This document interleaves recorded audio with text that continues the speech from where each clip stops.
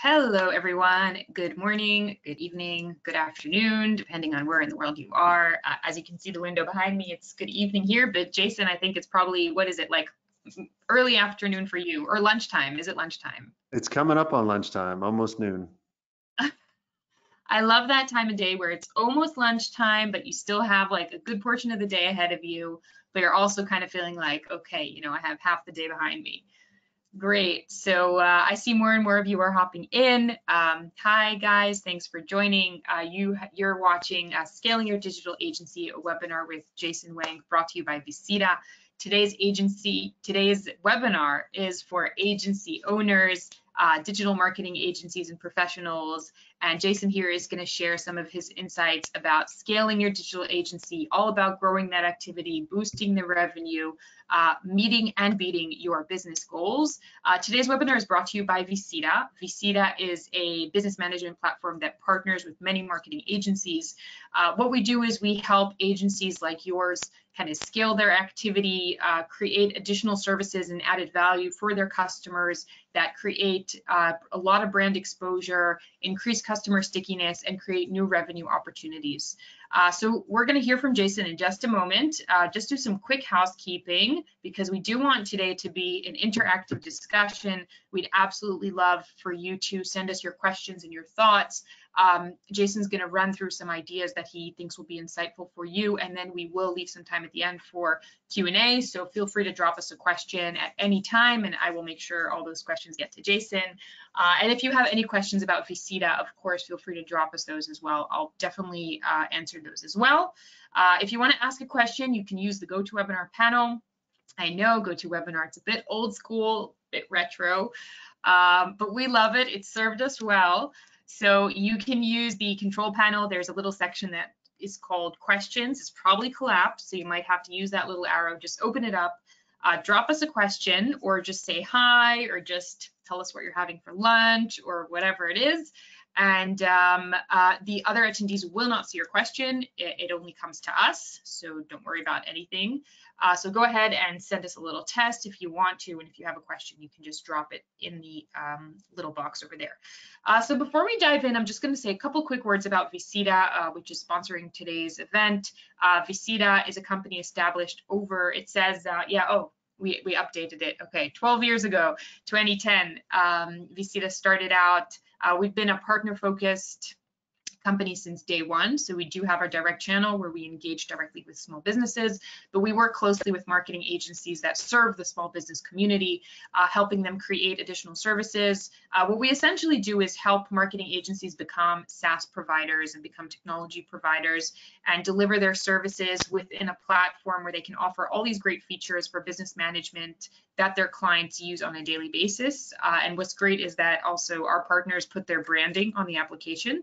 So essentially, our partners give their clients an app that their clients use every single day, and that app features the agency logo. So just imagine your logo in front of your clients all day, every day. We have over 100,000 small business accounts, so using the platform on a daily basis. We have offices in Seattle and in Tel Aviv. We've been partner focused from day one, and we are absolutely committed to helping small businesses make the most of technology. So that's just another way of saying, the fancy term of digital transformation. By partnering with Visita, basically a lot of our agencies close the loop. So they go from offering just marketing services to offering marketing and business management all in one. So it's a really great combination, really complementary of all the marketing services that you may be delivering today. And I'll say a couple more words about Visita at the end. So for now, I'm going to hand it over to Jason. Jason, maybe start by telling us a little bit more about yourself. Yeah, so hi, everybody. My name is Jason Swank. I'm in Durango, Colorado, and I've been in the agency business or owned an agency for the past 23 years and been helping agency owners like you grow and scale a little bit faster. So, all right, let me show my screen and then let's see. We'll go rock and roll. Can you see the right screen? We can. Okay. And I see Bob online with us, and he's just saying that it is 5:30 a.m. in New Zealand. So nice. Hi, New Zealand. Yeah, I get up at 5 in the morning every morning. So early bird gets the worm. So what I've found over the years is there's 6 stages for scaling your digital agency to a point where you can get to a point where you can go public or you can sell it and you really reach the summit. Now I'm in the mountains in the Rocky Mountains, and everything I do is always based on kind of climbing a mountain. I love climbing mountains. And here are the 6 stages, and I just want to go through them with you really quick.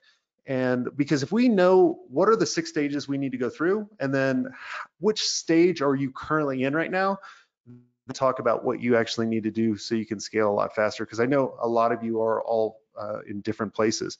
So if we look at staging, we really struggle. The biggest thing we struggle with is getting clarity around our vision, our niche, or offering. If you're going after anybody and everybody right now, you're probably in staging. And there's nothing wrong with staging. You just got to be honest with yourself where you're at and where you're actually going. Now, next in Basecamp, if you're in Basecamp, the biggest challenge you're struggling with right now is a lack of leads. And you're just like, man, I cannot get enough business. The next stage up is climb, is you're not closing the right accounts. Now, you maybe keep getting the same accounts over and over again. Maybe you're based on referrals or, some little marketing tactics that are working. The next level up is the crux. Now you're starting to get up, you're about halfway up the mountain, but you're constantly worrying about, can I build the team to deliver consistently? You're constantly being pulled back into the business to help with project management, account management. So that is your biggest struggle. And then the crest, now this is kind of, you're getting up there. You have amazing views. Now you're getting a ton of business. You're not in the day-to-day weeds all the time. Biggest issue that you're having right now is scaling and finding the right talent. And I have a lot of agencies I work with that are at this phase of their cycle. And it's just, how can I find the right talent and build the right leaders? And then if you're at the summit, you're really worried about scaling your leadership team. And so those are all the stages, but I'll get back to those in a second. A little bit about me, and really quick, because I always hate when people take too long. I founded a company called Solar Velocity in 1999. I grew it over the past 12 years from 99 and sold it, but we grew over 8 figures. Just to give you a little context, because there's a lot of people out there that have never run agencies that put out a ton of information. From there, I started a podcast about 8 years ago that are dedicated to just interviewing agency owners all over the world and sharing what's working for them. It's called the Smart Agency Masterclass. So I've been interviewing, I think we've interviewed over 1,000 people, from Seth Godin, Gary Vaynerchuk, in a lot of names that you probably never heard of, but you should. And then a couple of years ago, about 2.5 years ago, we started a company with a number of really smart people called Republics, and we're a little over 30 million in revenue and over 8 figures in EBITDA. And then I've been running a mastermind for the past 6 years dedicated for digital agency owners. Just to give you a little context to let you know, I know a little bit about running an agency. But like a lot of you, I was an accidental agency owner, and I actually owe everything to InSync, because one of my best friends looked like Justin Timberlake. So I created a fake band, fake website called InShit, and it got really popular in the 90s. And so people started asking me to design websites for them. And so I entered in this kind of fun stage, which a lot of us, I know we've gone through, where we're like, man, I'm doing what I love. I'm making, some money. But then you get to a point where you're like, well, how can I scale it? How can I actually grow it? So I start to bring on a team. But when I bring on that team, all the decisions are actually going through me. And I felt like I was a toll booth agency leader, right? Every decision was going through me, even though we had like 10 people on the team at the same time. And then you get to a point where you're constantly stressing over payroll. And I remember we were about 1 million at the time, a couple years in, or maybe we were 2 million at this time. And I remember just stressing over and over. I was doing the budget, which back then was looking at the bank account, which hopefully not many of you guys do. And I was going, my gosh, we're not gonna be able to make payroll in a week. And I kept thinking, I was like, man, what do we need to do? My wife finally said, why don't you just close the business and go get a job? And I felt like that was the ultimate failure. And so I go interview with a small company called NASCAR. I used to race cars. And I was like, that'd be kind of cool. And they asked me a question. They go, what are the 2 things that you want to do every day? And I started thinking, I was like, man, okay. And what don't you never want to do again? So I really started thinking about that. And I'll go over this exercise that really helped me out in a second.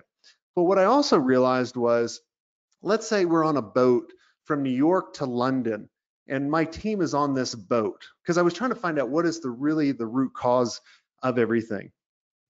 And I told my team, I didn't tell them where we're going. I said, anytime the boat changes course, come wake me up. So every 2 seconds, they're literally waking me up, because if you've ever been on a boat, boats change course. But I never told them where to go. And so what I needed to do is get clarity and go, hey guys, we're going to London. Just follow this course and we'll get there. So then I could actually go sleep. So this is the exercise that I actually did. So I want you guys to take a screenshot. You can do this actually later on. What I did was I took a sheet of paper, I drew a circle around my fist. That's why the circle is in the middle. And then everything outside of the circle, I started listing out all the things I hate doing. I don't want to talk to clients anymore. I don't want to do project management. I don't want to do account management. I don't want to do follow-up. I don't want to do blah, blah, blah, blah. List them all out. Spend literally like an hour doing this. And then once you do that, then I want you to start listing out all the things you love doing. And what I realized was, my gosh, I can make my agency do this. I can outsource, I can delegate, I can say no to different things. And then what I started doing is I created this vision worksheet where I wanted to say, what business areas do I want to identify with? What areas don't appeal to me? What types of projects, clients, industries that really excite me? Or which ones do we have a lot of knowledge in? And I really started to figure out, what is my specialization? What is my niche? So I could start to gain that clarity. Then I also I wanted to do like a pro forma where I actually take my financials and really plan for the next 1, 2, 3, and 4 years. And then I wanted to kind of go into this next quadrant where it says, why? Why do I want to do this? What's the driving force of my agency, right? What's the driving force of my business? Like, for example, right now, my driving force of doing this is being a resource I wish I had when I was running my first agency, right? So everything is around that. And then my team can make better informed decisions. What does my profitability need to be? How do I want to be perceived by the outsiders? How do I want to be perceived by my team? So take a screenshot of this, or if you guys can always email me later on at jason@jasonswank.com, and I'll send you a copy of the slides if you guys like. So, and that's my personal email if you guys have questions afterwards. I love email, so you can go through there. But take a screenshot. I'm about to change it. 1, 2, 3. Okay. All right. So let's talk about, now we have clarity around your vision, your niche, your offering. Now we can kind of move up to Basecamp, where you remember I was talking about we're constantly struggling with leads. Well, what you need to do is you need to build a lead generation system where you have a plethora of the right business owners or the right business types coming to you. But here's the problem, is there's so many Me Too agencies out there. Everybody looks the same. When I go to the biggest agency websites, or when I go to anybody's website, they're all positioning themselves as Batman. They're all positioning themselves as kind of the star in someone else's story. Like, they'll talk about their awards, they'll talk about how many pets they have, or how many cups of coffee is digested. And I'm making fun of you because we used to do this before we figured this all out. And when we did figure this out and we started positioning in the right way, we were really able to dominate. And that's the biggest thing I want you guys to be able to do. Because if you position yourself as Batman, you make the prospect Robin. And no one wants to dress up as this guy as Halloween, right? Like, I don't see anybody dressing up as this guy. But what you need to do is you need to tell a different story, and you need to position yourself as the trusted advisor. Think about Alfred. Alfred controls Batman. If you can be Alfred and you are the one that makes the superhero, everybody's going to want to line up with you. Everybody wants to work with the kingmaker, okay? And you do that by asking the right questions. And if you ask the right questions, like, for example, I worked with a nonprofit agency a couple of years ago. They did websites for nonprofits, and they said, we're the best nonprofit agency out there. I was like, well, let's think about, how can we change your positioning? What do your clients want? What do they struggle with? Right? And so we came up with a positioning statement for them. We help nonprofits get more members, donors, and volunteers so they can spread their message. That's a little bit more compelling if you're talking to a nonprofit. And the best way you can really build a lead generation system is by creating a lot of content, creating a podcast. I was in New York not too long ago, or I guess right before the pandemic. Time's been flying by. I remember asking 800 agency owners as I was speaking to them, how many people have a podcast? About 3 of them raised their hand. I was like, man, there's a great opportunity for you because it allows you to reach out to your perfect prospects. It allows you to create this amazing content for people and then really build a brand and get in front so you can pick and choose. And when you create content, it positions you as the trusted advisor. So make sure you're creating a lot of content and you will build an amazing lead generation system. So now we're going to move up to the climb where you're not closing the right accounts. But what you really need to do is you need to build the right sales system, and you need to step out as an owner of doing sales. Now you're going to say, I am the best salesperson. It's because you haven't built the sales system and you haven't given them the stories. And a lot of times it's the right offering. So think about, a lot of you pitch a retainer right off the bat, which is basically pitching marriage to your significant other, like literally the first meeting, they're going to say no right away. What we need to do is we need to make and come up with a system that makes it easier for your salespeople to come in and position something smaller, and also make it easier for the prospect to say yes. So if you look at that quadrant based on kind of decision and time, I know I'm kind of a nerd showing you kind of a graph, I'm sorry, but it gets a point really quick. So let's talk about your retainer with a year contract. Now, a lot of you actually do monthly contracts because the retainer for a year contract is really too risky for the client. It's a complex decision for them, and it takes a long process to actually close.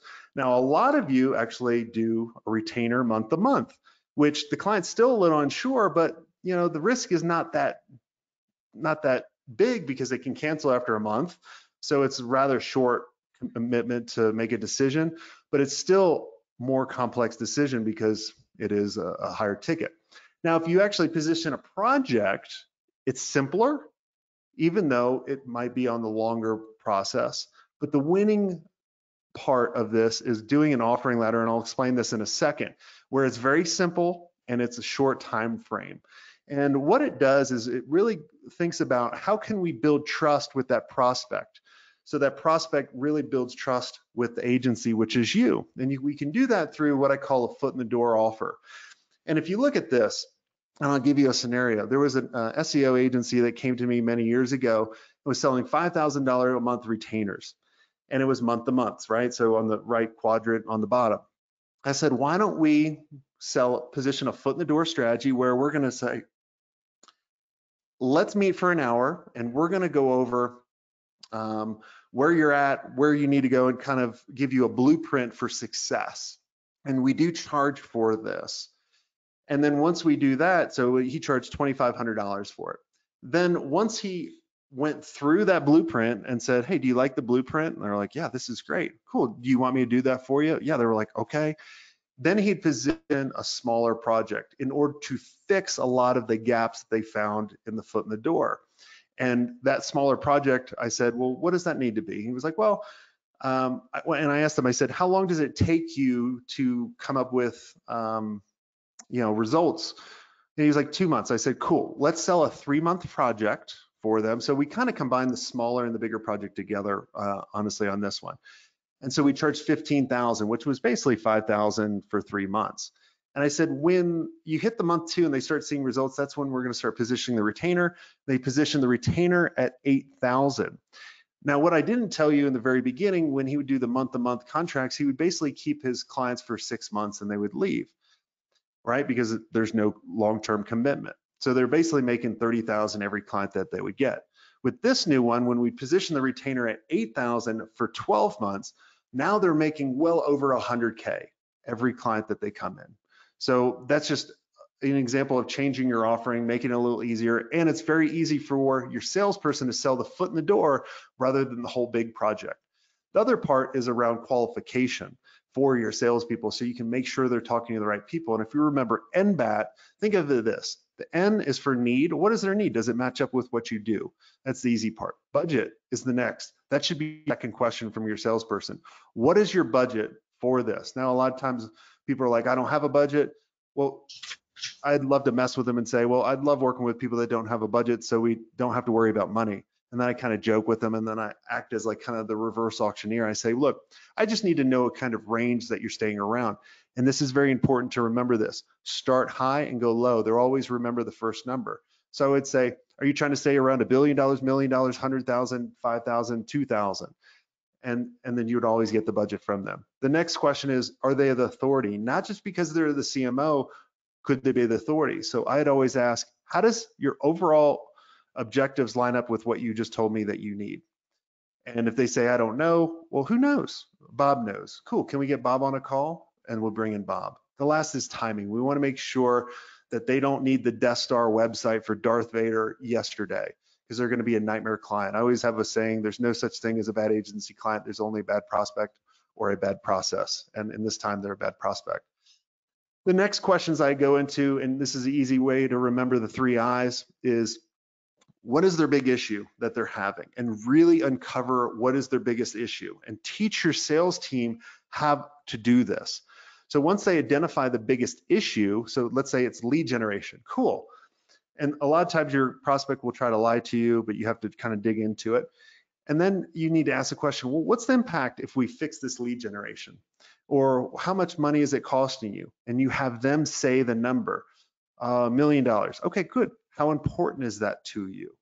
And what this will allow you to do is have a great follow-up strategy later on. So you can say, let's say you send a proposal to them, you don't hear from them a week, and you're like, hey, I'm just checking in on the proposal. That's a bad follow-up strategy. What I would say, I would use the 3 I's. Hey, I haven't heard from you in a while, so I assume you solved your $1 million lead generation problem. Oh no, you haven't fixed that. I'm glad I called too. The next part, I want to give you a quick tip for proposals for your salespeople. Never, ever, ever send the proposal. Always walk them through it. A lot of times they'll say, just send me the proposal, I'll review it. Nope, that's not how we work. If that's what you need, we may not be the best agency for you. They'll always ask it for you. Now you may be thinking, what about RFPs? There's only 2, like we would only do an RFP if we were able to actually have an inside person in there, like it was kind of guaranteed, or we wrote the proposal. There's always 2 winners there every RFP, the one that wins it and the first one out.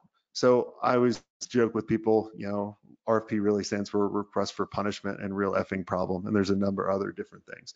But now that we have a sales system, and the one other thing I want to tell you about building a sales system, if you think about, as an owner, you're really good at sales, it's because you understand the stories. Think of the 3 biggest challenges your clients are coming to you to solve. Have one story for each of those that you can constantly relate to your sales team. They will go off that, and they will, I promise you, be a better salesperson than you, okay? All right, so moving up to the crux, now we need to build the right team where you're not working in the day-to-day operations. And if you're not going to be working in the business anymore, we really need to bring in the team that allows you to not manage the clients anymore. We need to develop the SOPs so things are done consistently. And so you might have to bring in, and a lot of agency owners are visionaries. We're really bad at attention detail, even though we're kind of forced into that. So you might need to bring in someone in order to help you with your SOPs. You should be having your PMs manage your clients. You should not be managing your clients anymore. And it's a great handoff. Just ignore your clients, say, hey, I don't know. Let me put you in contact with Jane or Bob or whoever, and just have them on it because they are there. And another part too is your account managers are retaining and positioning new opportunities. And there's a clear differentiation between account managers and PMs. A lot of people try to put these together, and they're programmed differently. A PM is trying to get stuff done. An account manager is trying to create new stuff. So if you're relying on your PMs to upsell clients and bring in new work, they will not, because that means more work for them. And same vice versa. Account manager doesn't want to create, or they don't want to get stuff done. They want to constantly keep building it. So just remember that. And then the last part of this is you're constantly delegating the outcome where they can make the decisions for you. Remember, you don't want to be the toll booth. Just delegate outcomes rather than tasks, and you'll be great. So now you're moving up, right? Now we're trying to find and scale the right talent. We're trying to become a better leader, and we're really trying to transform from an owner to a CEO, okay? And here are the 6 roles that you really need to do. And then I'll tell you the downside of this when you get there. And we're almost done, so make sure you guys get your questions ready. And I'm trying to talk really quick so I can get to the 5-minute mark on this. All right, so the biggest thing is setting the vision and communicating often to your team. This will allow them to make decisions for the agency rather than always coming to you. And you need to help program them for this. The other part is you need to coach and mentor your leadership team and show them how they can build the other leaders under them. So find out, what are they wanting? What are their strengths? What kind of things can we do? I constantly feel like with my teams, I'm constantly work for them. All right. And you got to always be there, even though, you know, I only have 8 hours worth or 8 to 10 hours worth of meetings a week, but my team can always reach me and I will always get back to them within the day. All right.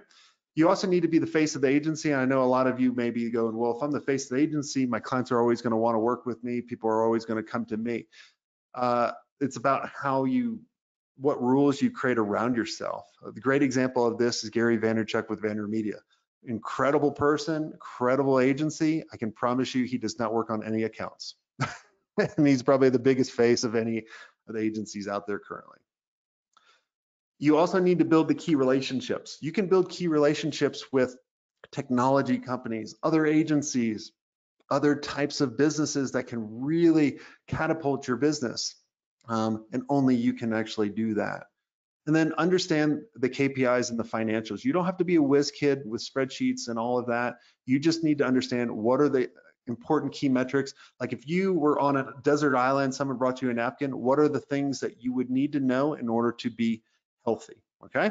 Now, when you attain all these roles, I'm gonna warn you, you're gonna be depressed. You're gonna go into the office, you're gonna meet with the team, your team's gonna say, you're good. Like I remember going into a creative meeting, they'd be like, no, I'm good, Jason. I'd go in a sales meeting, no, I'm good, Jason. Then I'd go home, I say, oh, the agency doesn't need me anymore. And it doesn't need you for the things that you used to do. That's the biggest thing. It needs you for this that no one else can actually do. So be the leader, be the CEO. So, and then when you get to the very top of the summit, and some people just stay at the crest, and that's perfectly fine.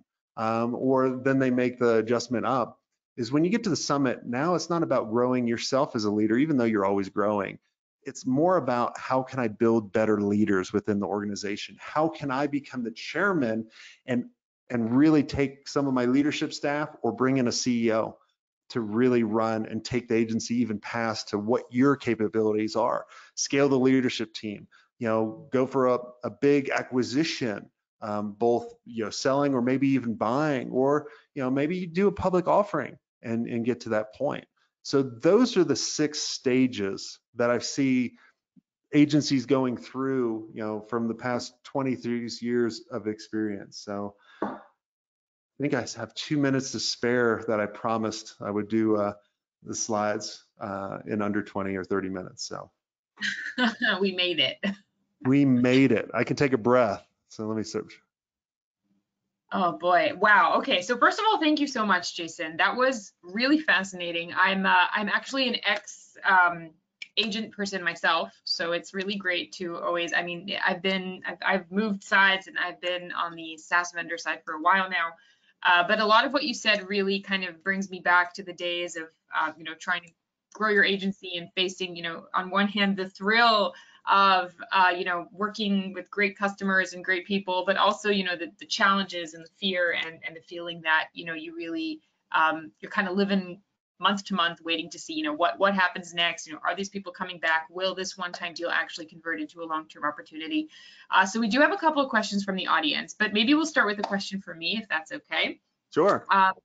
So I am like, I guess when I think back on my agency days, my biggest struggle was really kind of in, I think, what you called staging, in trying to find out, you know, okay, what makes me different? Because there are a lot of different agencies out there, and they're not all that different from each other. So if you can give a tip of what, as an agency, can you do to really make yourself stand out and be quite different than everyone else on the market? Well, one of the biggest things is stop looking at your competition, stop looking at any of the agencies out there. A lot of people ask me now, well, who's your competition? I have no idea, and I don't want to know, because it literally, subconsciously, you see what other people are doing and then you keep emulating it. Like one of the biggest things I see people doing is they'll look at the biggest agency websites out there. right? So let's say like Huge is a great agency, but I remember I make fun of their website all the time. They probably changed it in a while. They used to have just a big H on the front. I'm like, what the heck does that big H mean? And they always talk about themselves. So the smaller agencies would actually copy and mimic what they were doing. So like, for example, if you were going to try to compete with Facebook or Meta, whatever their name is now, right? You could not compete with them with doing everything that they're doing. But like when Facebook started, when they were competing with MySpace, they didn't really compete with MySpace. They started with just doing a social network for Harvard and then other Ivy League schools, and they built bigger and bigger and bigger from that. So figure out what you're really good at, what can drive amazing results. And here's an easy way that you can do that. Think about if a client was only going to pay you on performance only, what service would you do and what types of service clients that you would use?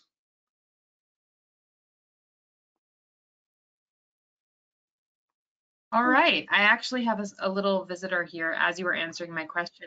I saw that. I was like, what is that? There's like a little curly head just bobbing right here next to me, but no worries. She's been featured on webinars before, so There you go. we know the drill. All right, so let's run through a couple more questions that I see coming through here. So I see there's a question from Jacob asking about hiring. So a lot of what you're talking about is how much your success really depends on your ability to hire people that will do a great job and keep that consistency, and keep the great work that keep up that reputation you've worked so hard to build. So what would be your advice when it comes to hiring good people to work on your team? The biggest thing is going back to the staging of really why you exist and what are your personal core values? What do you believe in, right? That's really what it comes down to, because what you need to do in your organization is figure out if you believe in being resourceful, doing more with less, doing all these different types of things. That's the type of people that you want. You don't want your twins, but you want people that believe in the same things. Or if you want people to constantly share their wins or share their failures and really celebrate the failures that you've had, think of the core values that you have.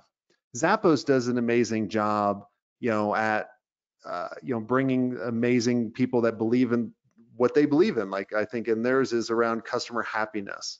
So they're always constantly bringing in and testing people that way. They're not saying, what's your happiness meter, or how resourceful are you? They're constantly thinking of what are questions we can do in order to kind of, how do they think about this? I remember when I came out of school, I worked with Arthur Andersen, but I interviewed with a number of different really big companies out there. I remember Microsoft asking the dumbest questions in the world, like if you had you were on a square island and you had a square moat around you with that were 10 feet each and you had 9-foot poles, how would you get across?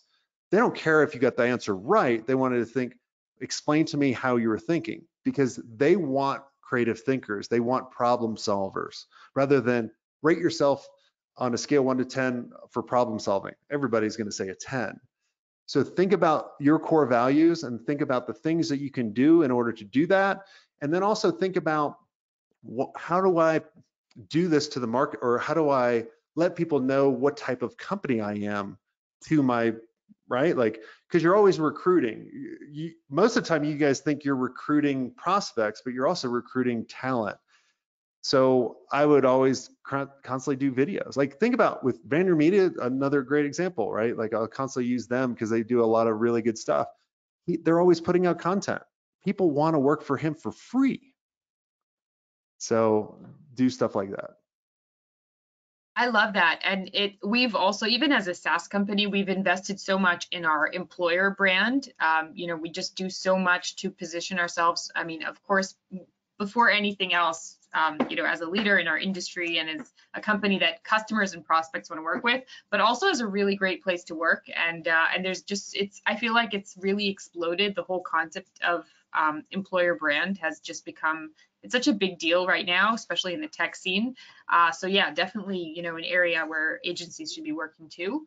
We're going to jump to the next question. So this is a question from Joao, I'm sorry if I'm not pronouncing this correctly. Please feel free to send me how to pronounce your name. But your question is, how do you change your strategy as the technology of digital platforms are changing every day, algorithms, AI, etc.? And I can really relate to this because I remember back in my agency days how we used to, you can be an expert on SEO. I remember especially with SEO, it was just as Google introduced Hummingbird, which I'm not sure is still a thing, but it's you go from being an expert and then overnight suddenly there's all this stuff that you simply just don't know. So how do you suggest agencies keep track?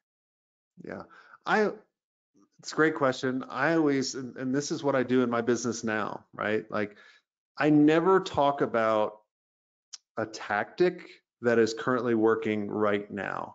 I talk more about foundational and solution probleming for things that will work for the test of time, as long as we're human beings and connecting with each other. So if you're constantly positioning yourself as kind of an order taker, I just do one little thing and it's really kind of a tactic rather than solving a problem with the solution.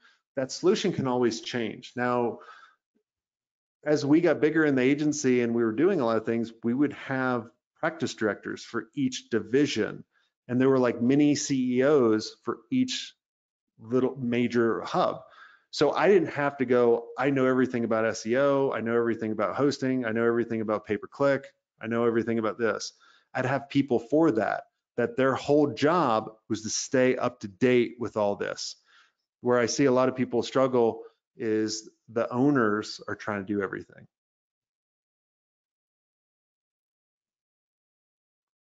I'm just switching You myself got a off party mute. over there. I know, right? It is. I don't think you can see, but there's also a dog running around the background. It's all happening. See, I ran my dog before this, so she's tired. Good. No, so my dog is, he's a big dog too. So it's very easy for him to break his way into the frame. So first of all, Joao says, great answer. Thank you so much. And I think he also said that I pronounced his name okay. So thumbs up for that too. We have another question from Renato who's asking, he's saying, is it possible to be in the crest zone and still have some ill-defined processes from previous zones? I have an agency in Portugal with 18 monthly clients, and each one has very specific needs. Every day they turn to us to help them with specific needs. It's difficult to deliver a fixed product. Yeah, that's the problem with any kind of model, is it tries to put everything together. But yes, you can have multiple problems in multiple of the stages. It's just whichever is the biggest problem, that's kind of how you dictate the stage that you're currently in. But yeah, you can be, this is just, everything I went over with you is just a framework, a little bit model, so you can take it however you want. But yeah, you can be struggling in a number of different stages, so don't let that bother you. Okay, great. We have another question from Asim asking, do you have any programs or training for smaller agencies that are just getting started? Yeah, if you go to my website, jasonswank.com/playbook, so I created an 8-system framework that really walks you through how to gain clarity, walks you through a lot of different things from positioning, the offering, sales, delivery, all of that. If you go there, you'll get access, or you'll request access to the agency playbook, and that's really designed, and you get lifetime access to it, and we're always updating it. So go there, and that's a really good online framework that you can buy into and be a lifetime member of it. Okay, cool. You can also drop us a link to your website if you wanted to, or you can send it to me and we'll send it to everyone that's on the line right now, so they have easy access to it. Yep. I'll put it in the chat right now for you. Oh, fantastic. So you guys just look out for the chat. Jason's going to drop you guys a link to his website. We have another question from Jessica asking about pricing. What would be your advice for an agency that's rethinking their pricing strategy? I'll go over, give me a little bit more context, but I'll start to kind of talk about it. So here's a telltale sign if you're not charging enough. If you're constantly saying you're too busy, you're not charging enough. And most of the time you're not. And one of the things I like to do to see if I'm charging enough is looking at the value that my clients or customers are actually getting and doing it over a time frame. So let's say like every quarter we look at our mastermind members that we have and we go, all right, what's the impact? What's the value that we're delivering to them? And then we average it up. And then what we do is I always want people to get a 10x result. So then I divide that number by 10. So then I'm like, okay, cool. I know the value. Now, when I start working with, members or agencies and I go over their pricing, I'm like, well, how'd you come up with their pricing? Well, that's what everybody else is charging. And I'm like, well, okay, well, what's the value you deliver? And they don't know. And if you don't know the value you deliver to your clients, I can promise your clients don't know either. So it's about how can I first start to track what I'm worth to these clients and then constantly remind them, because look, clients are always going to forget what you did for them yesterday. Like for example, Dean is in our mastermind and he didn't raise his price, and we are about pricing. My members always laugh at me because I'm like, raise your prices, damn it. Like I should have a t-shirt on that. But he hasn't raised his prices in 5 years. And I said, well, okay, for your old clients, my pricing strategy is this. I find out the value I'm worth. I raise them for the new ones coming in. Okay. And then what I'll do is after I get a little good track record of like, all right, I feel comfortable with this and the value I'm delivering, then I calculate the opportunity cost, which is the difference between the new pricing and your old pricing. And you're like, oh my God, that's a lot. So there was about 10 clients that Dean had that he was going to double his pricing. And he's like, well, I'm probably going to lose all of them. I said, no, look, this is probably what's going to happen. You're probably going to lose half. And the other half are going to say yes, which now means you're making the same, but you have less work to do. And what happened was all of his clients said yes. He made an extra $60,000 in monthly recurring revenue by just raising his prices on those existing 10 clients. Wow, that's incredible. That's a big impact. And in fact, Jessica wrote that she indeed was concerned about being underpriced because just out of the need to compete and steal clients from competitors. So she was worried about pricing being a bit low. So I think that was a fantastic answer to Jessica's question. There is one more question. Oh, yes. Yeah, I just want to add one other thing. Remember, you don't want to win the race to the bottom. And you want your pricing to make someone stop and think, why are you so much more than everybody else? You don't want it the opposite way. I remember I had a call come in when we first started the agency, and I never heard of this company. And I crushed the call, right? They invited me to the office. I go into this office. This office is huge, like 30 people conference room. All these suits walk in. I'm like this young 23-year-old punk kid. I don't have any of the gray hair. So like they're totally just owning me. And I gave them the proposal. Went over the proposal with them. They laughed. They laughed at the price. And I pitched like the biggest proposal ever at the time. It was like 10 or 15,000. They laughed at it. I'm like, my God. Like, was it too much? So I go back and I tell my business partner at the time, oh man, I met with this company. They laughed and they're like, who's the company? I'm like, some company, Brookshire or something. Berkshire Hathaway. He's like, dude, that's like one of the largest companies in the world. They were expecting like 300,000 for this. That's why they laughed. So don't win the race to the bottom. What ended up happening? Oh, they didn't go with us. And you still can go to their crappy website. Their website, go to BerkshireHathaway.com. Their website still sucks. Oh no. I guess that is a good lesson learned though around pricing, how sometimes, because perceived value is linked to pricing. So even sometimes you think you're doing yourself a favor by pricing low, but you're actually just telling people, you know what, our work is not all that great. And that's why we don't charge a lot of money for it.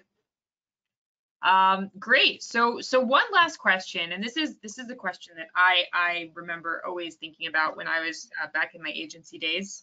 When it comes to basically, you know, when you're in a marketing agency and you're in the business of delivering leads, the thing is that leads don't always convert into paying customers, and even when they do, it's not something super tangible. It's not like being a business that sells products or services that the client understands exactly, you know, this is what I invested, this is my return. Sometimes I know that a lot of agencies really struggle to draw the line between these are the leads we deliver and this is the amount of money that is now in your bank thanks to those leads. So what would be your advice just in terms of closing that loop and making sure the customers understand just how impactful the agency's work is?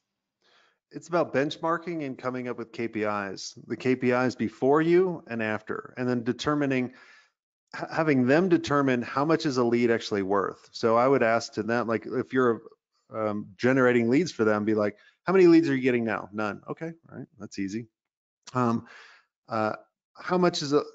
What is your conversion rate from a lead to an opportunity? What's your conversion rate from an opportunity to a close? How much is that actually worth? How long, what's the average lifetime value of that client for you? And really having them put a price on that. You got to do that in the very beginning and set that benchmark and really position yourself as that advisor. Remember that Alfred.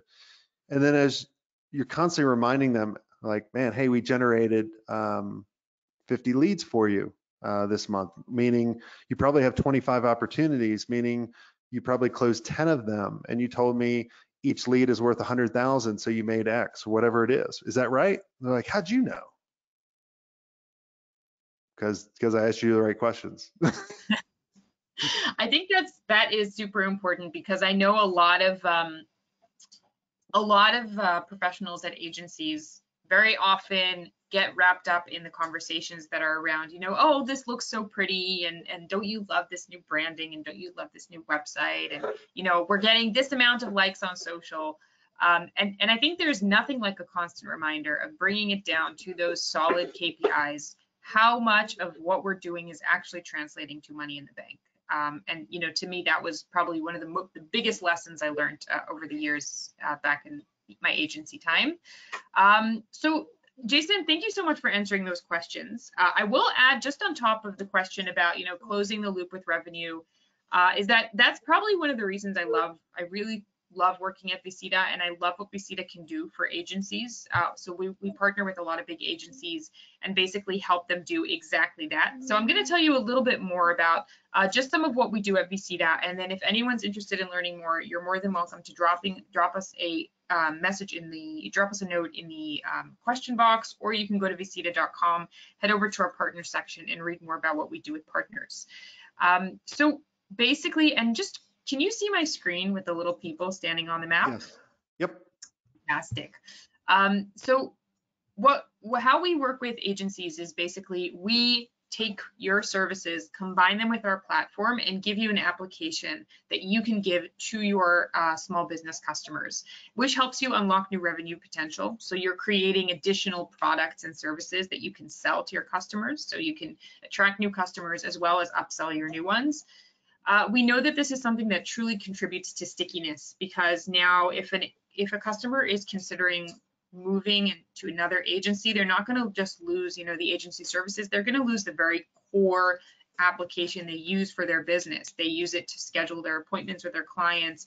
They use it for their inbox. They use it for collecting payments. They use it for sending contracts to their customers that they can sign, because those are all Visita features. We help clients manage their work days. It's a CRM with the customer relationship. There's a payment dashboard where small businesses can collect and manage their payments and invoices. There's all these core functionalities that they can now do in this app. So we see that really increases retention and product stickiness. We know that this helps a lot of our partners stand out in the crowd. So we spoke a little bit earlier about competition and how you can really stand out, just be a little bit different than everyone out there. So that's definitely something that we see our partners doing by using an application like Visita. And last but not least, we know that giving your clients a tangible application that they can download onto their phone from the mobile app store, it just kind of creates more awareness towards your brand. They're using this app that has your logo on it, that has your brand on it. So they're just that more exposed to you. You're really becoming sort of immersed in their day-to-day activities. So what we see with agencies that partner with us is that they're able to, this is just an example from a case study we recently did with one of our partners, but we're seeing revenue increased in the 30s and 40%, and in some cases even more. We're seeing churn rates drop dramatically, and we're seeing average revenue per user increase, and in fact, we've even seen it triple itself. I have another visitor here who's giving me my, thank you, giving me my phone. Thank you very much. This is just an example of what the Visita app can look like. So this is just, you know, the kind of main dashboard where small businesses run everything. So they have their clients, their inbox, their payment collection. A lot of businesses will start their day in front of their bed. We see a lot of users, you know, while they're having their cup of coffee, they're going to open this application, see what's on for today, read messages from their customers, just do the daily administrative work every single small business does. And what our partners do is they take the app, they inject their branding into it, and then they also inject their own services into it. So just imagine for a lot of our partners on the main menu, besides things like clients and payments and documents, which are all core Visita features, they'll also plug in website editor or SEO dashboard or PPC campaign or reviews or whatever it is that you offer. You just inject everything in there. We are an open platform. We have public APIs. So every one of our partners can just connect their own services. It's plug and play, doesn't require, we can take these solutions to market within a couple of weeks. And this is something that we've seen work really, really well for many, many agencies. And this is, if this is interesting to you, we would absolutely love to be in touch. So I want to thank you guys again for joining today. Jason, this was so fantastic and interesting. And I just love, you know, I feel like I've said this 100 times today, but I'll say it again that, you know, being an ex-agency person, the agency world is still very close to my heart. So being able to talk about it and learn about it is always super, super exciting to me. You guys have a link to Jason's website. So if you want to learn more about what he does and what kind of services he can offer, just go ahead and use that link. We also have the Visita link on the screen right now. So if you want to learn more about Visita, go to visitas.com and then head over to our partner page where you can learn about our partnership programs. We partner with all different types of agencies from all over the world. So we'd love to have a conversation. And last but not least, today's session is recorded and we will be sending you a link to the recording so you can watch it again. And if you had any other questions, you are more than welcome to follow up. I think I do see another question coming through. Oh, it's just people saying thank you. So they're saying thank you. Thank you, Jason. Thank you everyone for joining. Have a fantastic rest of your day and we will see you next time. Bye-bye. Thanks, guys.